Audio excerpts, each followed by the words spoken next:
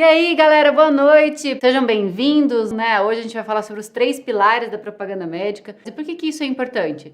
Porque não tem como você se sair bem numa entrevista sem poder falar tranquilamente sobre os pilares. Sem mostrar que você sabe que não é simplesmente visitar médico e entregar caixinhas, que é o que todo mundo que não sabe o que está fazendo, que não conhece a profissão, faz. Né? Então, as pessoas vão no processo seletivo, dão essas respostas rasas, e o recrutador já sabe que a pessoa não se preparou para estar lá. Então, se você quer ir bem numa entrevista, você precisa saber falar sobre os pilares da propaganda médica. Bom, primeiro que a propaganda médica em si, ela é muito mais do que entregar a amostra. Né? Ela tem todo um processo, ela é composta de pelo menos as 7 fases, né, que a gente divide. E qualquer dia a gente fala melhor, né, sobre essas fases e tudo mais da propaganda médica. Tem algumas super, assim, poderosas, importantes, e que a grande maioria das pessoas tem medo de fazer, inclusive os propagandistas com mais experiência. Não é todo mundo que sabe fazer, por exemplo, uma boa sondagem, né? Não é todo mundo que sabe, por exemplo, fazer um bom fechamento, por incrível que pareça, né? Então, a gente tem várias etapas dentro da propaganda. São etapas referenciais, porque na verdade a gente não segue um script, o ideal é que a gente siga o que é bom para o médico, né? O que é bom para o médico que está ali com a gente naquele momento, quais são as necessidades dele, né? Isso que é o foco principal. Mas, além da propaganda médica, a gente tem outros 2 pilares. Eu vou falar um pouquinho sobre a parte da propaganda, né? E tudo que inclui a propaganda médica em si. Bom, a primeira coisa que você tem que fazer, né, quando você recebe o sim, né, o que acontece? Você vai para um treinamento, né? Esse treinamento você vai aprender todos os produtos, vai aprender sobre fisiologia, sobre anatomia, sobre patologia, vai ter toda a parte técnica que você precisa saber, vai ter toda a parte técnica também, não só de saúde, de medicamento, mas também de todas as ferramentas que o laboratório usa. Eu ensino as ferramentas principais, eu ensino o que são, como você fazer, como você utilizar, mas cada empresa usa um estilo de ferramenta diferente, né? Então, aí eles vão te treinar sobre como utilizar da melhor maneira cada uma das ferramentas. Então, é um processo meio longo, que vai uma semana ou 2, aí depois você vai para um processo de mentoria, né? Você vai visitar com pessoas que já têm experiência, que trabalham com a mesma linha sua, em outra cidade. Aí você vai receber o seu iPad, vai receber o seu smartphone, vai receber seu carro. Tudo isso são ferramentas de trabalho. E dentro, né, dessas ferramentas, uma das principais é o cadastro médico. Quando você é contratado, você recebe, né, quais são as especialidades que você vai visitar, qual que é o território que você vai visitar, e recebe também quais são os médicos que você vai visitar. Já vem um cadastro pronto, pode ser, depende do laboratório, 200 médicos, 380 médicos, depende da quantidade de visitas por dia que você vai fazer, né? E aí a primeira coisa que você tem que fazer, que engloba a propaganda médica em si, é validar o painel. O que seria isso, validar o painel? É saber se todas as informações que constam ali estão corretas. Por exemplo, vai vir o nome do médico, o endereço, o telefone, o nome da secretária, outras informações, né? Tipo, quantos pacientes atende por dia, por mês, né? Pra gente entender um pouco do potencial desse médico. E vem também, que é extremamente importante, o dia e o horário que cada médico atende. Por que eu te falo isso? Porque muita gente tem a impressão que a gente passa na frente, mas na verdade o que acontece é que o médico pré-determina o dia e o horário que a gente vai visitá-lo. Né? Então, tem médico que atende segunda, quarta e sexta, das 7 às 7h30 da manhã. Então, você tem que estar lá nesse horário. Tem médico que atende na terça e na quinta, 2 horas da tarde. Tem médico que atende só na segunda-feira, às 6 horas da tarde. Então, você tem que ter essas informações, né? Cada médico, você vai confirmar todos os dados de todos os médicos. Hoje o Google ajuda bastante, né? Porque primeiro você pega o nome, põe no Google, aí você já vê o endereço, se tá certo, já tem o telefone, você já liga. Aí, se atender no lugar certo, você já sabe que o telefone tá certo. Aí tem o nome da secretária, você confirma se é essa secretária mesmo. E resumindo, o que você vai precisar é ligar para a secretária e perguntar se o dia e horário de atendimento do médico está certo. Né? Então, você vai inserindo esses dados lá. confirmando, e é importante que coloque todos os médicos, tá? Coloca todos os médicos, todos os horários, porque às vezes a gente fica viciado, tipo, quarta-feira, 4 horas da tarde, é doutor Rodolfo, que tá aqui na live. Doutor Rodolfo atende quarta-feira, 4 horas da tarde. Aí você fica com isso na cabeça. Mas na verdade ele atende na segunda e na sexta também, mas você só vai lá na quarta, porque você só sabe da quarta, você não anotou os outros, né? Então é bom ter todos os horários certinhos. Uma vez que você tem todas essas informações, está na hora de você criar um roteiro, né? O roteiro também é uma ferramenta importantíssima para a produtividade. O que é um roteiro? Você vai colocar, são 12 visitas por dia, você vai provisionar 15 médicos. Por quê? Porque se der furo, você já tem aonde você pode ir, você já tem planilhado aonde você pode ir, tá bom? Então, a primeira coisa que você tem que fazer é começar pelos médicos que têm menos disponibilidade de horário, os médicos que são agendados, né? Porque tem muito médico que não fala um dia em horário, você tem que agendar igual o paciente. Então, você saiu da consulta, você já deixa a sua próxima visita agendada para o mês seguinte, né? Então, tem os médicos agendados, tem os médicos que têm horário pré-estabelecido e algumas raras exceções de médicos que atendem todos os dias em qualquer horário. Você chega e ele te encaixa na programação, né? Então, você chegou, tem 3 pacientes, você vai ser atendido depois do 3º paciente. É muito raro o que passa na frente, é muito raro o que realmente passa na frente. Então, por que a pessoa tem a impressão? Né? Mas acabou de chegar, já entrou. Porque a gente tem muito relacionamento com as secretárias, ela entende o nosso trabalho, ela entende a importância do nosso trabalho, ela entende o tanto que é importante para a gente ter a produtividade. Então a gente vai conversando, se o doutor está atrasado, ela avisa, ó, doutor não chega 2 horas não, porque ele está atrasado, chega 3 horas. Aí a gente chega a 3 horas, que é o horário que seria a nossa vez de ser atendido dentro do cronograma, né? Então tudo isso vai impactando a sua produtividade e as pessoas acabam com a impressão de que a gente passa na frente, quando na verdade a gente só chegou mais próximo do nosso real horário de ser atendido na nossa vez na agenda, né? Então dá a impressão de que atrasa as consultas, mas na verdade a propaganda médica é tão rápida, né? 5, no máximo 10 minutos. Então aí tem uma série de detalhes que você precisa estar atento, né? Fazer o roteiro certinho, sempre provisionar mais médicos antes, né? No dia, porque se der um furo você já tem médico ali. Ter todo o cadastro agendadinho certinho, porque às vezes deu mais furo do que você imaginava. Nossa, é segunda-feira, deu 4 furos, eu tinha só 3 médicos provisionados. Onde eu posso ir? Pega lá o cadastro médico, vê os médicos que não visitou, vai filtrando. Quais que atendem na segunda-feira? Aí você tem a lista lá dos que atendem na segunda-feira, você pode colocar no lugar para não perder a produtividade. Então, além da parte do cadastro médico e do roteiro, a gente também tem que focar muito no relacionamento. Relacionamento real, de verdade, né? Interessante, né? Sem ser interesseiro, igual networking. Então, como que a gente faz isso? Prestando muita atenção, né? Fazendo o nosso trabalho realmente muito bem. Então, você pode reparar, por exemplo, o propagandista sempre chega e vai falar com a secretária, né? Para saber se o doutor vai atender e tudo mais. Mas ele sempre chega, cumprimenta, pergunta como é que tá, faz brincadeiras, está sorrindo, né? Leva amostras de algum medicamento que a secretária utilize, né? O que sabe que precisa, que gosta.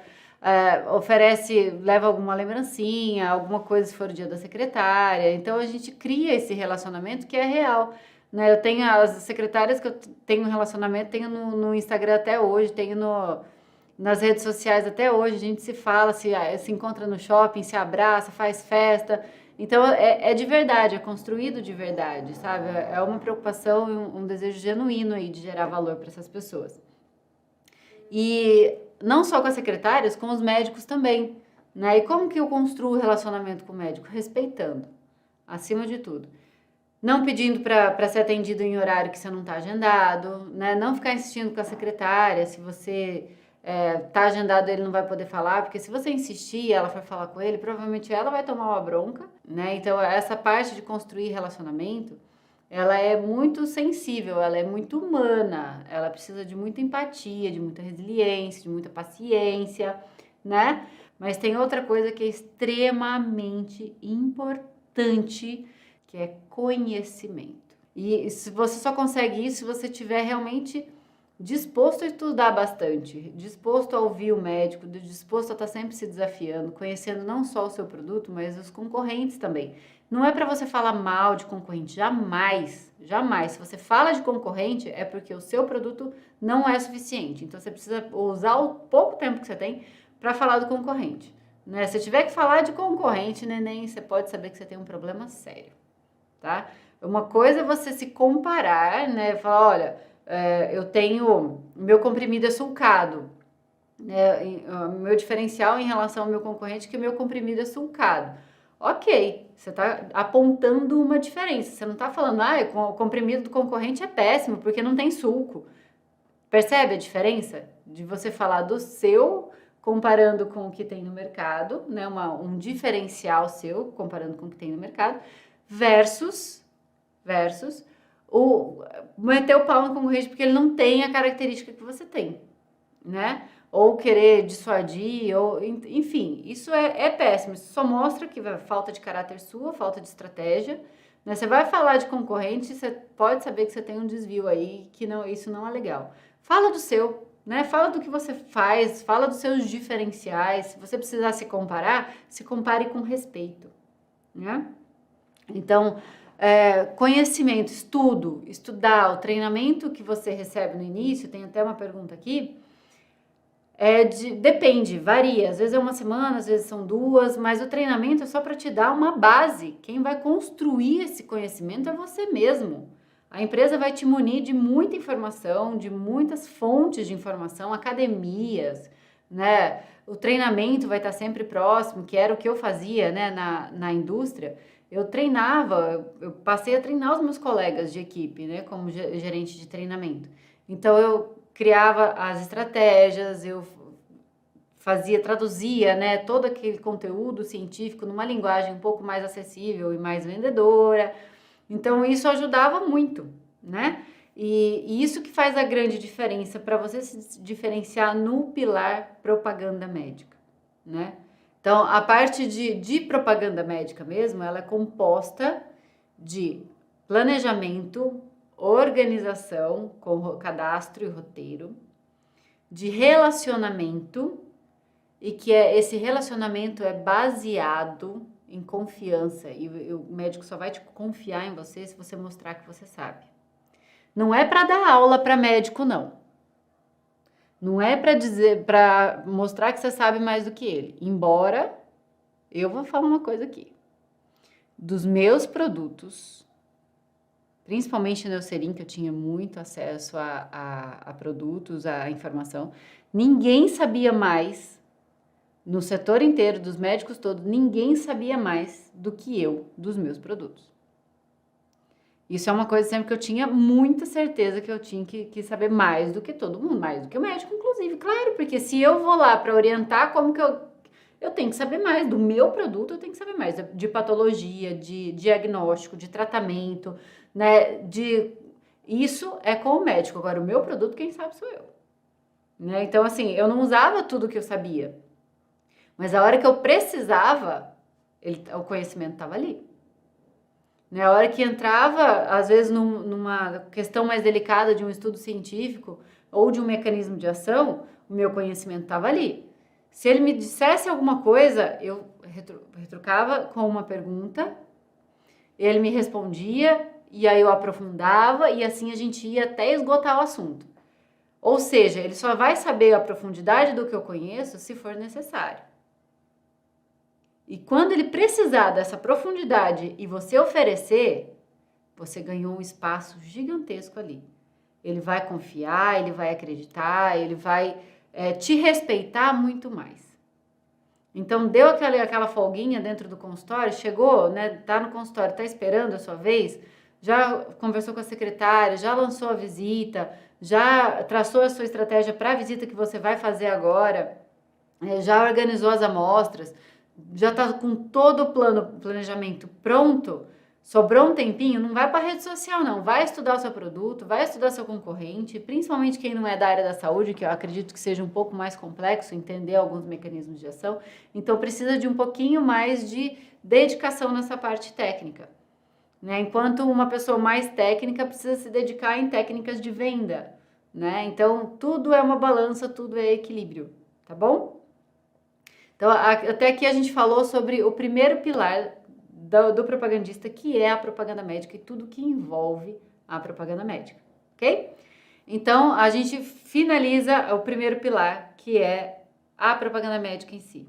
Vamos para o segundo pilar. O segundo pilar está muito relacionado com a parte estratégica. A gente falou de propaganda médica, de relacionamento, né, de conhecimento. E agora a gente vem para a parte estratégica, que é um principal projeto do curso, né?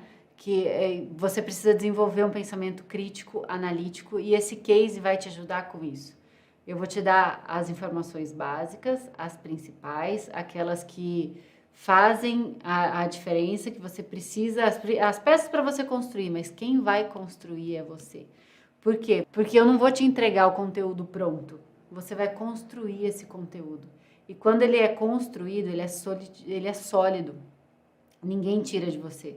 Você aprendeu de verdade. Você vai querer me xingar por um mês. O case é um território, um território hipotético, tá? É um caso, um estudo de caso, em que você recebe como se fosse as informações que a indústria disponibiliza.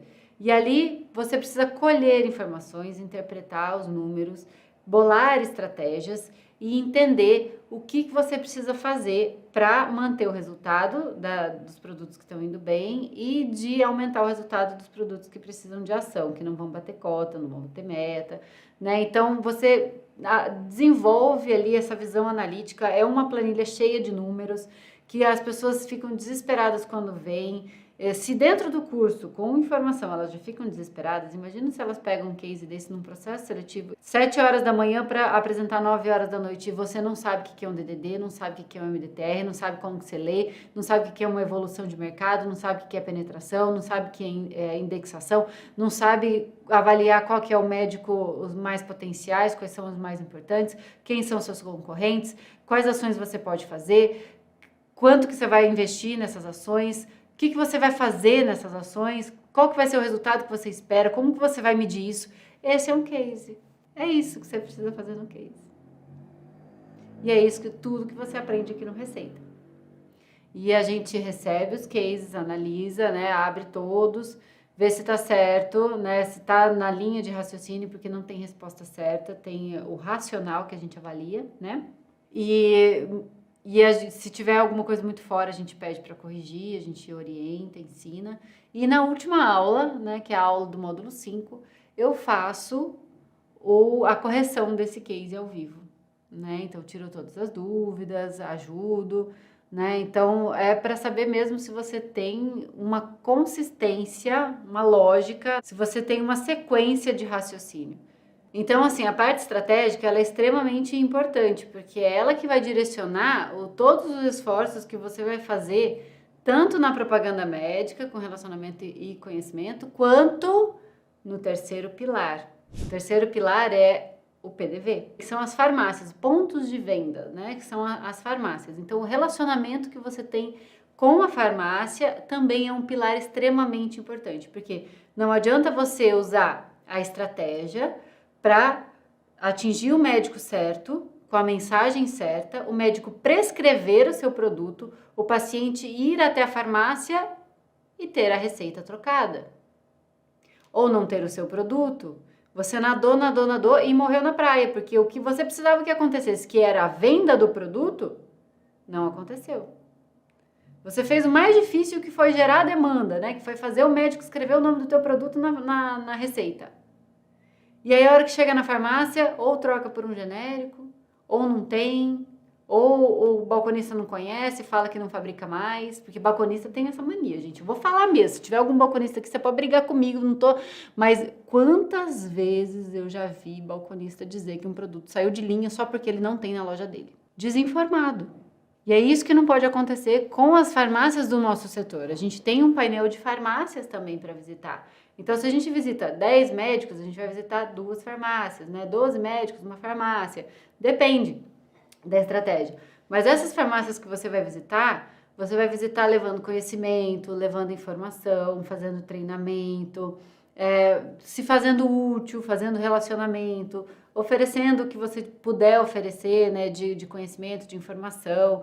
Pode fazer coffees, né, coffee breaks para fazer treinamento para a equipe, falar sobre a importância dos seus produtos, enfim, assim, em poucas palavras, o grande objetivo da ação no PDV, do propagandista, porque lembra, tem toda a linha comercial que vai fazer a negociação, que vai negociar preço, desconto, né, a colocação dos produtos, garantir que toda a linha esteja horizontalizada. O que significa?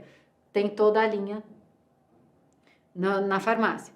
Então, o que a gente faz? A gente faz a parte do pós-venda, digamos assim. A gente vai até a loja, né, conversa com os balconistas, com os farmacêuticos, conversa com os gerentes, verifica se eles precisam de alguma coisa, né? Se tiver na nossa mão, a gente faz. Tem algumas ações especiais que a gente pode fazer, né? Que são as corridinhas, criar algumas ações dentro da loja para aumentar a venda se o produto não for precisar de receita, né? Se ele não for tarjado. Então, tem uma série de coisas que a gente pode fazer ali, como esse pós-venda, esse relacionamento. Porque a troca de receita, ela acontece, né? Muitos já perguntam se tem genérico, se quer genérico, né? Às vezes fala assim, você não quer genérico, é mais barato. Mentira. O genérico, ele tem a obrigação de ser mais barato do que o medicamento referência. Mas se o médico te passou um medicamento ético, de marca, similar, não necessariamente o genérico é mais barato, sabia?